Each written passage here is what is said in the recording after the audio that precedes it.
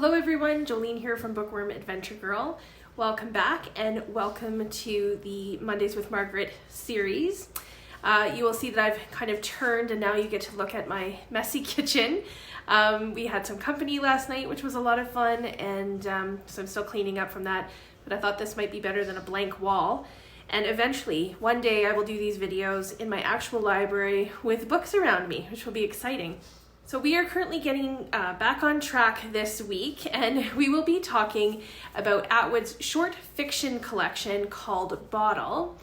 Bottle was published in 2004 by Hay Festival Press, and the Hay Festival started in Wales, and they now have literary festivals throughout the world.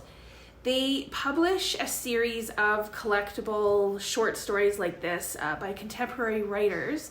And I wish that you could actually feel this, because the book it's just a little thing, just over maybe 50 pages, and the cloth feels really cool.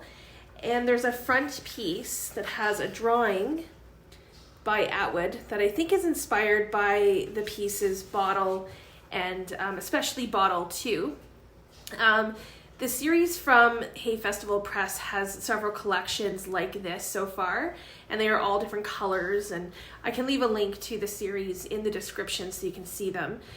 Many of them, if not all of them, are sold out, but it will give you an idea of what's out there, and then you might have to check new and used bookstores in order to find them. When I first picked this book up, I don't think I realized how unique it was. I just knew that it was Atwood and that it was one of the books that I had put on the list in order to do this series.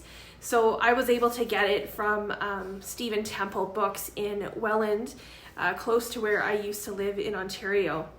And it's a great little spot for uncommon books. So the print run of each of these books is limited to 1,000 copies. And Hay Festival Press also produces a special edition of each one of the books, and they limit that to 100 numbered copies, and it's also signed by the author. So my edition of Bottle is just one of the 1,000. It's not numbered or signed, but being one of the 1,000 is still pretty cool. So this collection has 9 short fiction pieces, and I have to admit that when I first started reading it, I wasn't really into it at all. They weren't horrible or anything like that, but I just kind of kept thinking about, like, what is it that I'm reading here? What the heck is this book?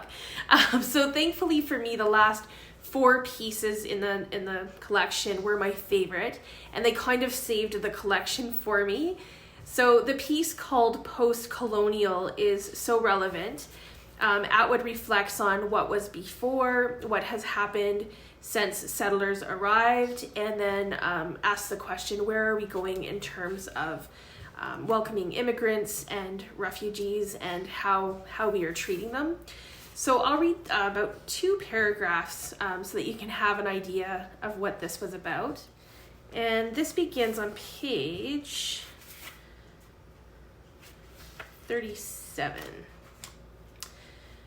We go into the museums where we muse. We muse about the time before. We muse about the something that was done. We muse about the native inhabitants who had a bad time of it at our hands despite arrows, or conversely despite helpfulness. They were ravaged by disease. Nobody painted that. Also hunted down, shot, clubbed over the head, robbed, and so forth.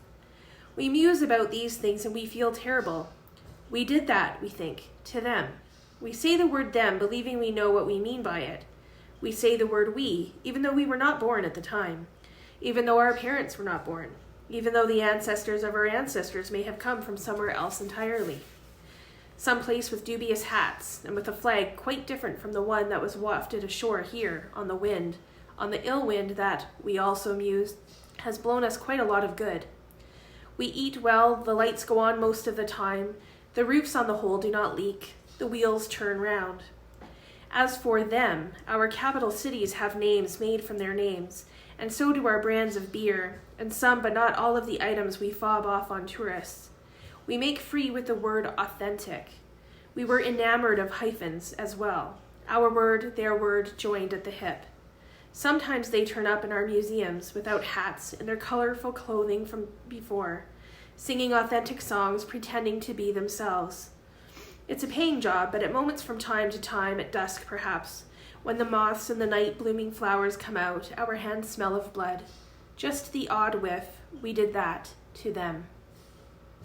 The piece called Faster is maybe a couple of paragraphs, and it's almost like Atwood captured a few thoughts about progress and then wrote it down. And then even in those couple of paragraphs, in just a few lines, she manages to make her point and make the reader really think deeper.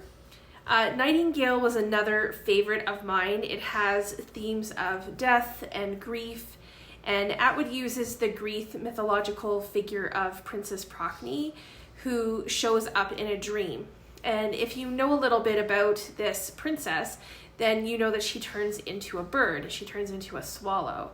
And we know from our previous readings that Atwood has stories and novels even in her children's books, about people turning into animals, including birds. So this theme carries on here.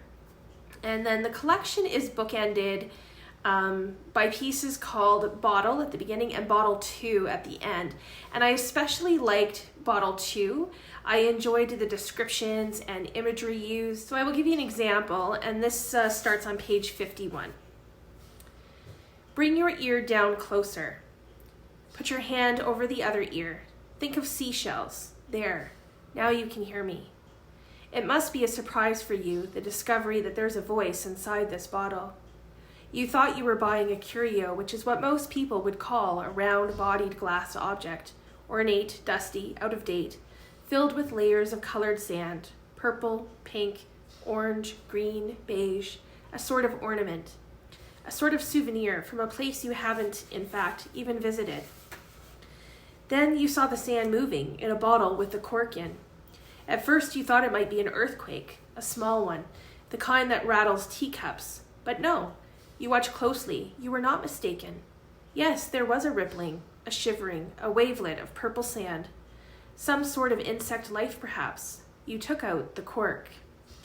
And it continues to have different imagery like that, which I really enjoyed.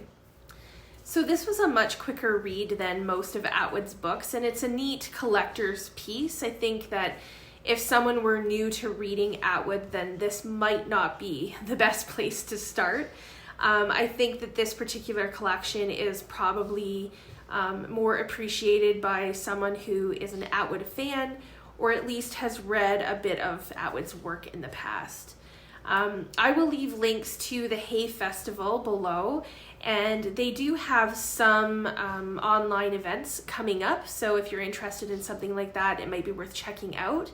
And this week I will also be posting the next video, which is on the Penelopiad, which is a retelling of Homer's The Odyssey. So that will be out in a day or so, as soon as I can finish reading it. Please let me know if you have read Bottle or if you are familiar with the Hay Festival. I look forward to chatting with you in the comments.